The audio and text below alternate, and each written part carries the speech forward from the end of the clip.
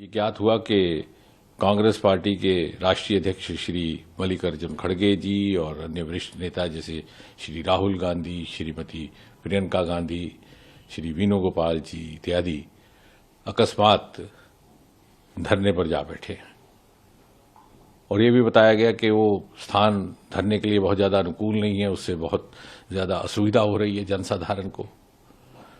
तो इन नेताओं की वरिष्ठता को देखते हुए सरकार की ओर से ये फैसला हुआ कि मैं स्वयं और मेरे संग केंद्रीय गृह सचिव मौके पर जाकर के इन वरिष्ठ नेताओं से मिले और हम ये सोच करके गए थे हम बड़ी विनम्रता से अपनी बात रखेंगे, तर्क रखेंगे कि सरकार से अगर चर्चा कर ली जाए बैठ करके तो ज्यादा बेहतर है।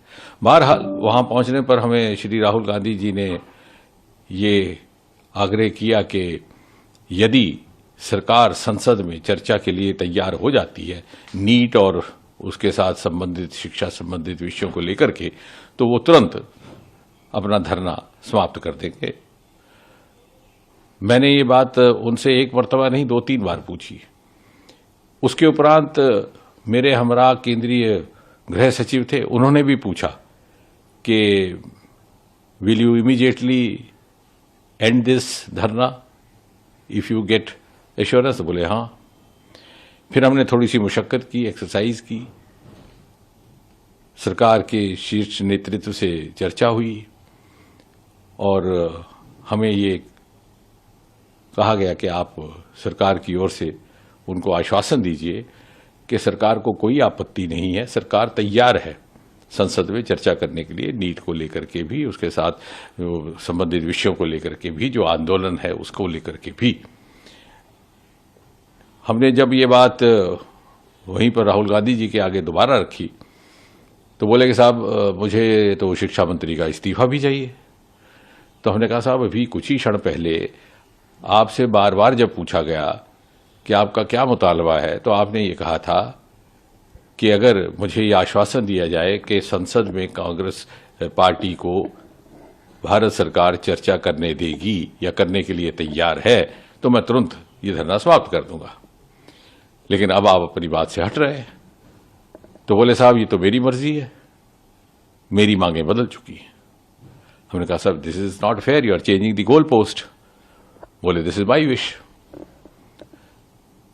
तो फिर हमने उनको विनम्रता से समझाने का प्रयास किया कि आप जैसे वरिष्ठ नेता को, जो नेता प्रतिपक्ष भी हैं, एलओपी भी हैं, ये शोभा नहीं देता कि कुछ ही क्षणों में आप अपनी बात से मुकर जाए। जब सरकार ये कह रही है कि संसद में चर्चा के लिए तैयार है, न केवल इस विषय को लेकर बल्कि इस विषय के साथ संबंधित अन्य सभी विषयों को विस्तृत चर्चा के लिए तैयार है, तो बोले साहब नहीं, हम तो यहीं बैठेंगे, आप हमें उठा लीजिए। बोले साहब मैं तो आपसे चर्चा करने आया था बड़े विनम्रता से, आपको उठाने का तो हमारा इरादा नहीं था, मैं तो सिर्फ आपसे ये अनुरोध करने आया था। लेकिन ऐसा लग रहा है कि आप शायद आप उस मूड में ही नहीं है कि आप कुछ वाया मीडिया या रास्ता निकाला जा सके। तो बोले आप जो मर्जी इसका निष्कर्ष निकालिए, मैं तो वही करूंगा जो मेरी मर्जी है। फिर गृह सचिव जी ने भी एक बात रखी कि साहब अगर आपको बैठना ही है धरने पर तो कम से कम इस जगह ना बैठिए, ये इससे बहुत असुविधा हो रही है जनसाधारण को। तो बोले ये भी मेरी मर्जी है।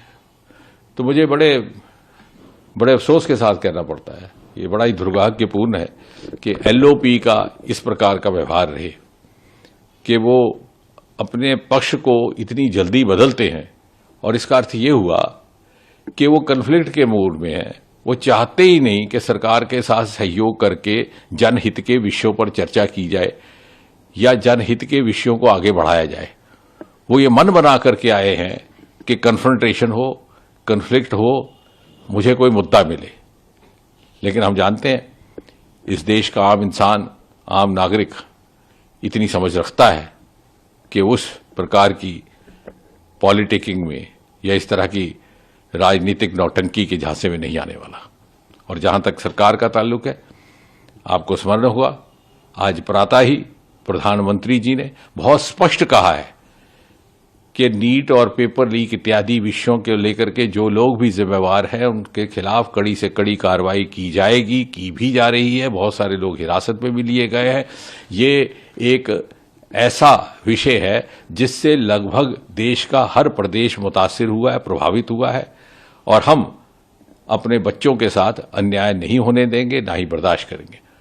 उसके बावजूद भी यदि विपक्ष और नेता प्रतिपक्ष सहयोग करने को तैयार नहीं है तो मुझे विश्वास है देश की जनता देख रही है।